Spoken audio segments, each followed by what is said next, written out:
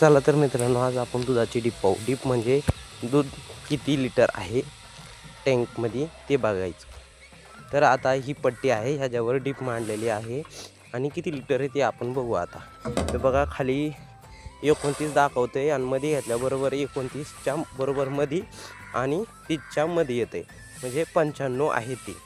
आता 95 आहे म्हणजे 295 आहे ते. आता 295 हे आपल्याला अंक इथं शोधावा लागतो.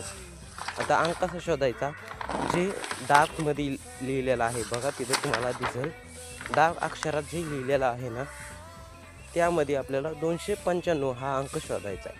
आता इथं दिसतोय 295 अंक नाही, हे 400चा आकडा आहे, म्हणजे 295 महागा असेल. तर ह्याच्यात बघा, हा का 295 दिसलं, 295ला किती 318, म्हणजे 318 लिटर दूध आहे त्याच्यामध्ये आत्ताचं. हे फक्त नाईटचं दूध आहे, अजून डेलीचं दिवसाचं यायचं राहिलेलं आहे. तर आता आपण हे पाहिलेलं आहे. तर आपण आता ह्याला चालू करू, म्हणजे सुरू करू.